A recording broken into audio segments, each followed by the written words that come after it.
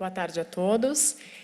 Vou falar um pouquinho para vocês aí do contexto da família, né, dentro aí dessa situação aí de doença recaída, os aspectos psicoemocionais que envolvem esse processo de enfrentamento, não só do paciente, que a gente já falou bastante aí, mas também de todos os integrantes que também fazem parte dessa jornada aí durante esse cuidado.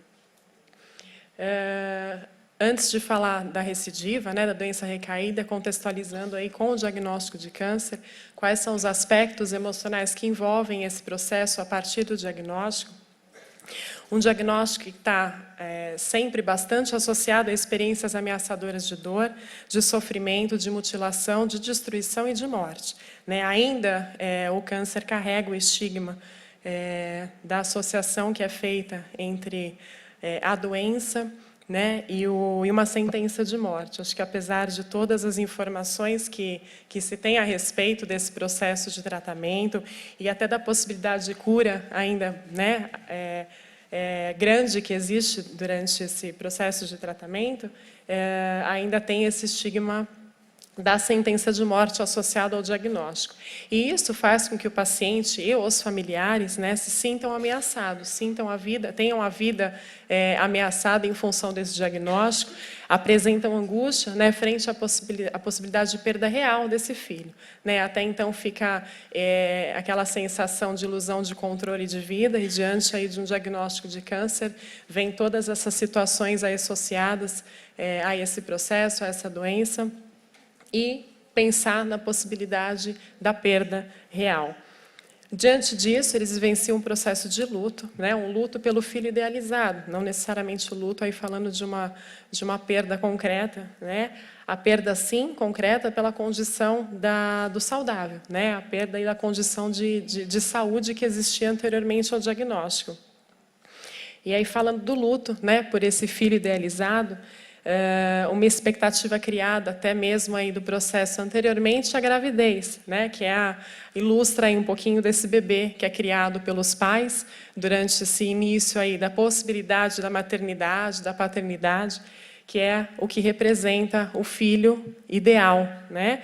E aí, diante de uma condição de adoecimento, tem essa outra imagem na qual eles se deparam. Muitas vezes, assim, em algumas situações, né, mas não é exatamente aquele bebê, né, sonhado, e a expectativa, então, se altera, né, e aí surgem as incertezas quanto ao futuro, que aparentemente estava tão certinho, né, estava tão encaminhado, tão organizado, e aí tem essa desorganização emocional a partir do diagnóstico. E essa é uma condição, né, falando do luto também, é uma condição que acompanha todo o processo de tratamento, em todas as fases, aí, inclusive até pós-desfecho, né, em função da possibilidade da doença retornar, né? Então, a gente fala aí que o câncer é uma das poucas doenças que ela é vivenciada ao longo do processo até pós-cura, né? Porque ainda tem esse tempo em que fica esse receio de, em algum momento, o paciente poder se deparar novamente com um novo diagnóstico. E aí, considerando, né, falando em tratamento precoce, a identificação dos sinais precocemente, né, dos sinais e sintomas, bem como o encaminhamento para avaliação médica, auxiliam na eficácia do tratamento, que é tão falado, né, impactam aí nas chances de cura da doença.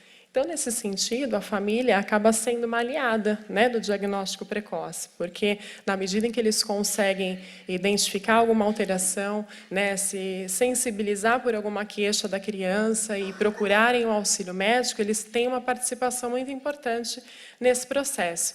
E, em função disso, né, falando da parte não só da psicologia, mas de todos os profissionais que inicialmente cuidam desses familiares e não só do paciente também, é importante explorar os sentimentos desses pais, né, porque eles estão relacionados ao processo diagnóstico, considerando essas manifestações a partir da atribuição da responsabilidade diante da condição inicial, já que eles têm uma parte significativa aí nessa condição de diagnóstico, como que ficou para cada um deles essa relação, como essa relação foi estabelecida, que a gente vê muito aí, né? Se eu tivesse levado antes, se eu tivesse percebido num outro momento, desenvolvimento. Então, é muito importante explorar nesse processo essa relação que foi estabelecida com essa condição de responsabilização da família também pelo diagnóstico.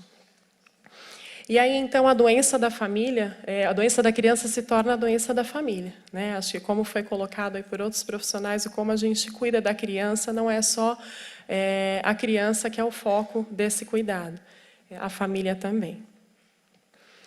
E pensando aí no conceito, né, de família, que são um grupo, são pessoas aí ligadas, né, por um grau de parentesco, acho que, independente disso, o significado da palavra família para cada indivíduo é inseparável da experiência dele na sua própria família. Então, por isso que é importante a gente conhecer, né, para além do paciente, qual é a relação que esse paciente estabelece com cada membro da sua família, o vínculo que foi formado e como eles cuidam dessa criança, para que a gente consiga também cuidar dela e dessa família durante o processo. E durante o processo de viver, né, a dinâmica familiar apresenta mudanças que são representadas por aquelas esperadas no decorrer do desenvolvimento e por mudanças situacionais, que são originadas no ambiente familiar e externo. E a partir da experiência de um adoecimento, né, de um de seus membros, ocasiona um impacto na perspectiva de integralidade da família e na dinâmica da mesma. Então, a gente vê tudo isso alterado, a partir de uma condição que, teoricamente, não é esperada, né, apesar da possibilidade, a gente sabe que tem disso acontecer com todo mundo, ninguém vive esperando que isso aconteça, né? E pensando numa dinâmica familiar, isso acaba tendo um impacto muito grande, e aí acaba gerando uma ambivalência de sentimentos muito grande também nesses membros da família. Primeiro, com relação à equipe, né? Assim, é uma equipe que, ao mesmo tempo, a equipe e tratamento, que, ao mesmo tempo que curam, também representa uma ameaça, né? No sentido de que todo cuidado durante esse processo de tratamento que eles têm que ter, né, ao observarem sintomas, ao olharem, ao ficarem atentos aos sinais que os médicos, que os enfermeiros, que todo mundo que faz parte da equipe vive colocando, né, para esses familiares, isso é uma ameaça constante para eles, né? Isso torna eles também responsáveis por essa condição, né, e fazem com que eles vivenciem essa ambivalência. É o tratamento que vai trazer a cura, que vai possibilitar a cura, mas, ao mesmo tempo, pode levar meu filho à morte, né? Então, essa esse intenso, é uma condição vivenciada em todo esse processo, e vive essa angústia, né, frente à possibilidade de perda. Ele é totalmente tomada, né, por essa angústia no processo como um todo.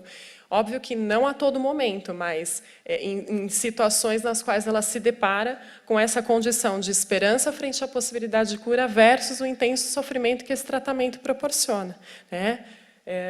É uma vivência que existe também, como eu falei para você, em todas as etapas, não só no diagnóstico, como no processo de tratamento, desfecho, e aí falando também na recaída. As dúvidas, os medos e as inseguranças quanto à expectativa de vida da criança fazem parte também desse processo. Eles se deparam, né, com a vulnerabilidade da vida diante de uma condição de adoecimento. Por quê? Né, a linha de continuidade da vida fica ameaçada. Aquela condição inicial, né, aquela figura que eu mostrei para vocês, do bebê idealizado, aquilo é formado muito antes do nascimento do bebê, né? E dentro nesse processo aí de maternidade, de paternidade, essa linha de continuidade que estava muito bem formada, muito bem organizada, ela se mostra ameaçada durante vários momentos desse processo. E algumas peculiaridades, né, vivenciadas em cada etapa do adoecimento, no diagnóstico, tratamento, na remissão e no desfecho. Então, tem a desconstrução dos conceitos, né? Acho que partindo aí daquilo que eu falei para vocês no início, do estigma associado ao diagnóstico de câncer. Então, daí já existe uma desconstrução de algum conceito. A aquisição de informações, que, num primeiro momento, eles são bombardeados por informações e que, muitas vezes, não conseguem assimilar todas elas, ou a maioria delas, né? Então, precisa aí de todo acompanhamento da equipe e que a equipe se faça presente de uma forma bastante intensa para tentar compreender que essa compreensão do familiar total é praticamente impossível nesse primeiro momento. Existe uma necessidade de reorganização e reestruturação familiar, né? Muitas das vezes, pensando no acompanhamento com a criança no ambulatório, ou o pai ou a mãe, ou algum familiar, às vezes precisa parar de trabalhar para acompanhar o paciente, tem as internações, né, por mais que sejam aí previstas, existe uma interrupção da rotina, né, tem os irmãos, muitas vezes também, que vivenciam esse processo de uma forma bastante intensa com o paciente. Existe o contato com a avaliação de prioridades, isso ao longo do processo psicoterápico fica bastante evidente, né, o quanto aquilo que era muito importante antes do adoecimento passa a não ser e vice-versa. Então, eles vão se deparando com essa condição, vão sofrendo a partir dessas mudanças, mas vão conseguindo elaborar. O aprendizado de habilidades para lidar com a doença do tratamento, né? Quantas mães e pais não falam aí que viraram especialistas, né? Que viraram também um pouco médico aí a partir desse processo de cuidado com os filhos. E as decisões frente à mudança no percurso, tanto da doença, né, como do tratamento, o quanto a equipe também chama a família para participar desse processo de decisão, e quanto é importante que a família participe também. Então, esses são alguns dos aspectos que a gente observa que acontecem na dinâmica familiar durante esse processo. E falando da recidiva, né, que aí também momento do diagnóstico, e os estudos mostram que os aspectos psicoemocionais envolvidos na experiência da recidiva do câncer parecem remeter a família e os pacientes ao período de diagnóstico, porém com maior intensidade nas reações emocionais. Então, a partir de relatos, né, falando um pouquinho da experiência que eu vivencio no ambulatório, em contato com esses pacientes, então, eles relatam que é um momento considerado mais devastador, né, do que o próprio diagnóstico inicial, em função do conhecimento a respeito pelo processo que eles irão vivenciar. Então, existe uma ansiedade um pouco menor, né, só que eles sabem, porque eles já sabem um pouco, né, daquilo que eles vão vivenciar, mas, ao mesmo tempo, tem esse conhecimento também sobre a diminuição das chances de cura.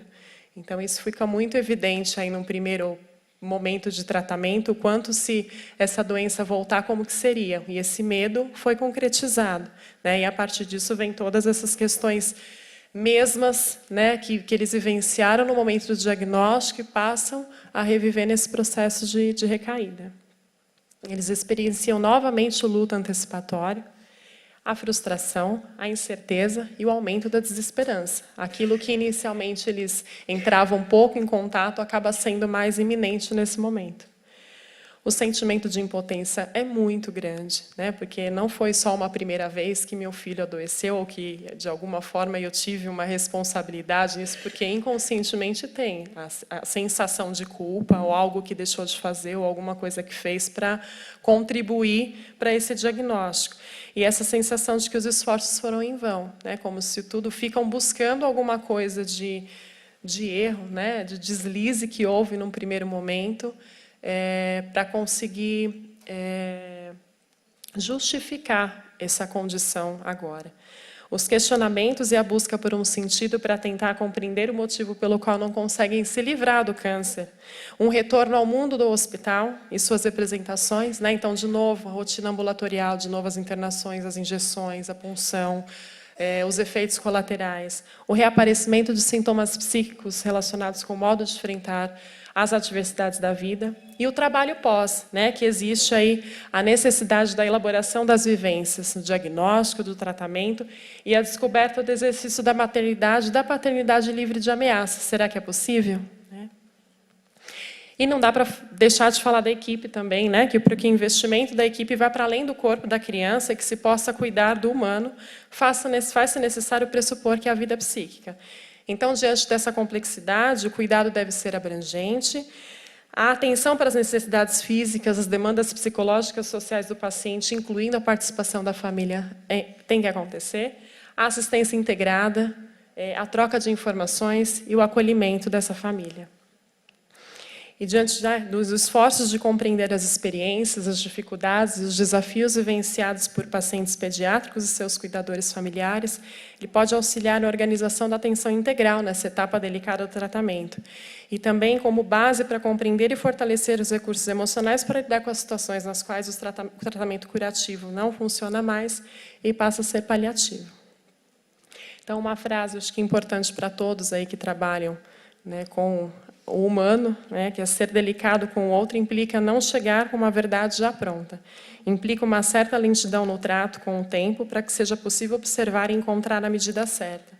Só assim é possível perceber que encaminhamento dar a angústia sem negá-la ou se render a ela. Então, a gente precisa, nesse processo de acolhimento, entrar em contato com essa condição, né? E, de novo, para responder à demanda que surge a cada dia, a cada encontro, a cada olhar, não basta a perícia técnica. O Rodrigo até falou, né? Na parte humanizada que tem nesse cuidado. Não adianta só o conhecimento, ele é muito importante, ele é assim, de grande valia, sim, mas é preciso se deixar tocar pelo desconhecido, e esse desconhecido, às vezes, tem a ver com a nossa questão aí de autoconhecimento técnico, né, sem rejeitar. Então, é essa condição aí de proximidade com a demanda que a família também traz a partir do cuidado com esse paciente. É isso, obrigada.